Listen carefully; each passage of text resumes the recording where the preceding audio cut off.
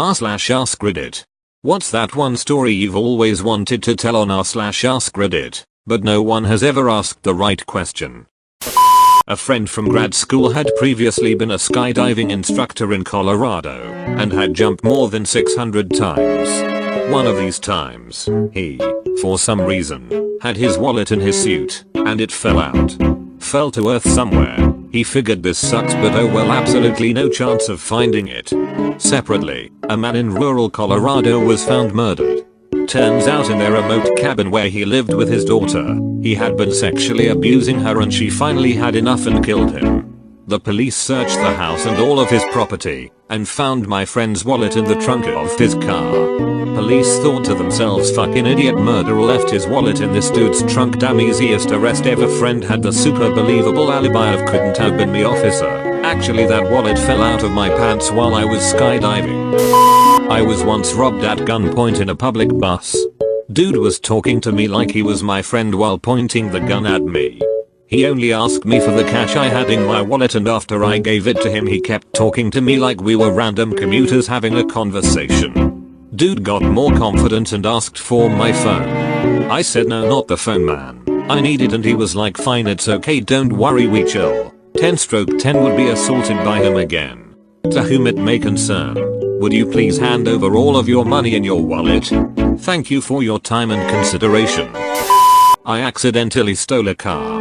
I had just gotten off work. I was working 2 jobs at the time and I got bailed any sleep. I walked out and got into my car, started it up, and started driving home. I didn't realize something was wrong until I couldn't find my aux cord, and then I started realizing that there were things in the car that were not mine. Like the child seat in the back. I was an 18-year-old with no kids. I flip a U-turn and bust ass back to work to hopefully get the car back before its owner notices it's gone. I didn't. Cops were there and I was very quickly arrested. Owner dropped charges only after 3 things were done. 1. I showed my keys unlocked and started her car. Then pointed to my car, which was the same model, color, and year. 2. One of my co-workers vouched for the fact that the customer parked in the spot I almost always parked in. 3. Camera footage was pulled for the past 9 days I had worked, showing that 7 of those days I parked in that spot and the other 2 I parked close to it. Edit, y'all. The cops were doing their job and were polite about it because I cooperated. And the owner was right to be angry.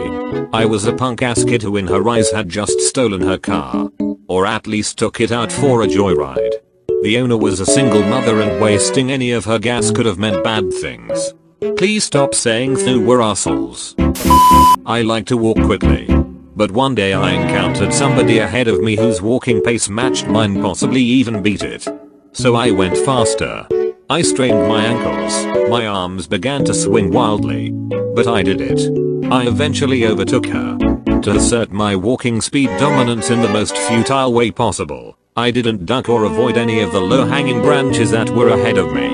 I plowed straight through them face first, without flinching. I kept my uncomfortably fast swinging arm walk run up until I was sure I was out of sight again. Nobody beats my walking pace. Nobody. Once, when I was 8 years old, I was running through the forest. Suddenly I got pulled back by something. I didn't know what, but it didn't hurt. I called for my dad. When he came he gasped and said that I shouldn't move. He then proceeded to remove a fishing hook that was in my skin right next to my eye. 1 more millimeter to the left and I would have been blind with one eye for the rest of my life. Edit. Spelling. Sounds like you guys almost stumbled upon a pot farm. A lot of guerrilla growers set up fishing hook traps. I once got beer using a McLovin ID from the movie Superbird. I was 20 from us, so still underage. I was on a business trip and was waiting for my flight when I decided to get dinner at one of the airport restaurants. The waitress asks me what I'll have to drink and I ask what's on tap because why the fuck not? I order a Corona, but she asks for my ID. So I hand her my McLovin ID. Best $4 I've ever spent. She looks at it, smiles, and says okay, and comes back with my beer. The cherry on top was when she came back a couple minutes later with another beer and gave it to me for free, saying she had accidentally poured an extra. That was the best moment of my otherwise uneventful and vanilla life. Fogel forever.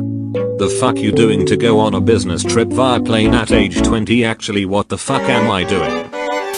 6th grade. I had hit a major growth spurt, so most of my clothes didn't fit and my family couldn't afford new ones. Once winter came around, the only jacket I had that I could still fit in even a bit was much too thin to be of any use. My teacher noticed and I walked into class one morning to see a big, fluffy winter coat on the back of my chair and a chicken soup for the soul book on my desk. Her kindness still makes my eyes water, even almost 2 decades later. Ms. Robertson, if you're reading this, thank you. I never forgot. Edit. I really never thought I'd say this, but RIP inbox. I posted this late to the thread and thought it would get buried. Didn't think I'd get more than 20 updates and especially not gold. To answer some common questions, this was in the Phoenix, AZ area, and I've tried to get in touch with her since, but I don't remember her first name and she doesn't work at the school anymore. My first reaction was to hesitate. I thought maybe someone had come in early to do homework or be tutored or something and left their stuff. But she saw my hesitation and ushered me over to my seat. I've gotten more than a few comments about how it's an amazing thing that she did so, especially on a teacher's salary, and I agree.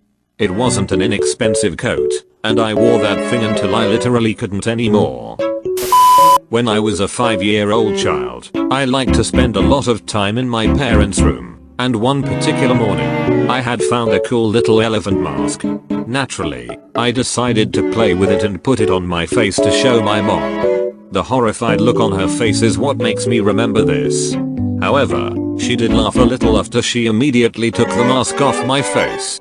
TLDR. 5 Wyoming found my dad's elephant thong in my parents' room and put it on my face. I never knew what it was until I was 13. I live in a small rural town. When I was 7, my parents let my older sister and I ride our bikes about 3.5 miles into town to get lunch at the only restaurant in town, which my mom's cousin owns. I didn't realize how long of a ride 3.5 miles was and was hot and tired and crabby and burned my tongue on my burger, so I threw a fit and refused to ride my bike home. A stranger overheard my sister and I arguing about this and offered me a ride home. He said he could just put my bike in the back of his truck and everything would be fine. My sister agreed because she didn't want to have to call my parents to come pick us up and she was tired of my whining, and also she was 10 years old and dumb. I realized on the drive home that I hadn't given the man directions or told him my name, but he somehow knew my name and where I lived. He dropped me off at home, helped me put my bike in the garage, and then drove down the road to go visit my grandparents. It turns out, the man was my grandpa's brother, one of 12 siblings. He recognized me because I looked just like my mom did at that age. Thanks for watching. Please subscribe.